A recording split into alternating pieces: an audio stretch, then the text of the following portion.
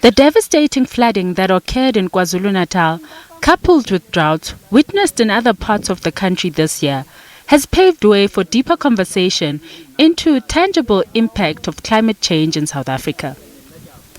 President Cyril Ramaphosa and local government minister Nkosazana Dlamini-Zuma have amounted the disaster in KZN to climate change, saying that flooding in the province has worsened over the last 5 years. These floods are the worst floods we've ever seen in living memory, as the Premier said, because over 24 hours, we had more than between 300 and 400 millimeters of rain.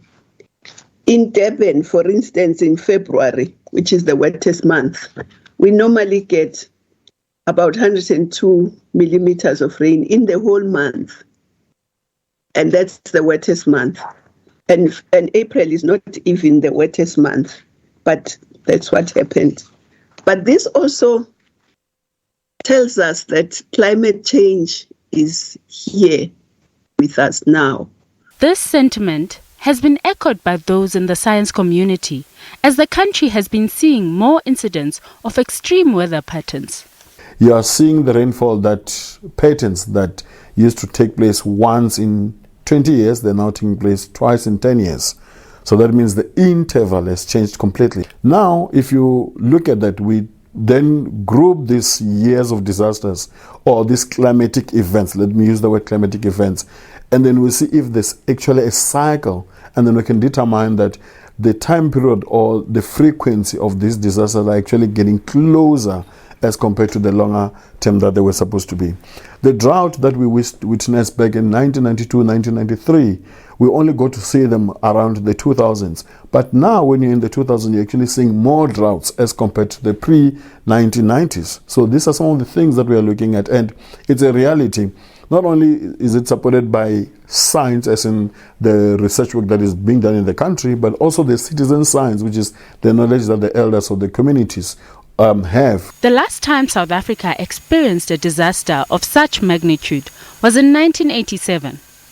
The Mozambique floods in 2000 also affected parts of the country. We also witnessed floods in 2014, 2017 and 2019, leaving hundreds displaced and causing damages in the millions.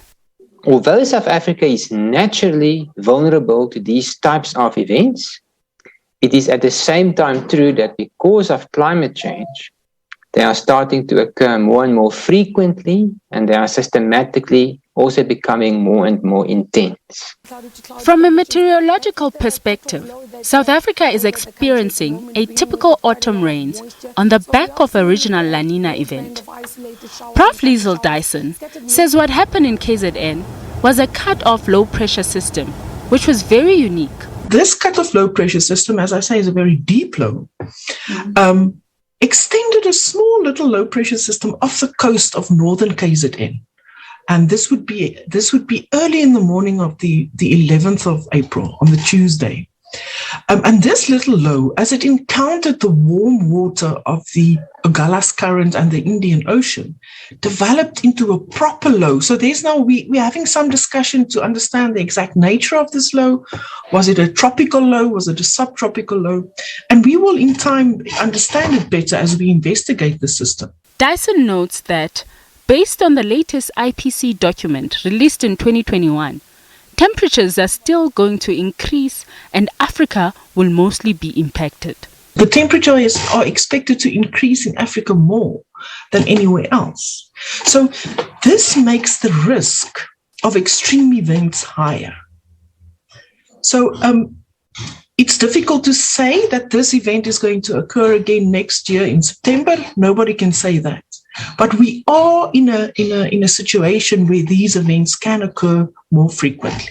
This, in turn, means that drastic action needs to be taken by South Africa and the rest of the world to mitigate the impact of global warming. South Africa must contribute its fair share to reduce dependence on coal.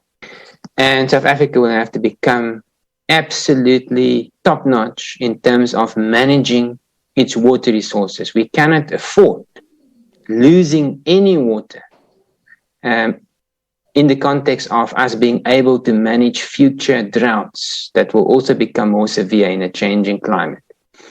So South Africa has a lot to do. We can really reduce our vulnerability by well-designed climate change adaptation projects.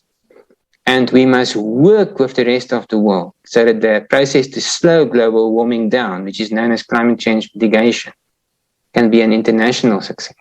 Zinzi Swamani, SABC News, Johannesburg.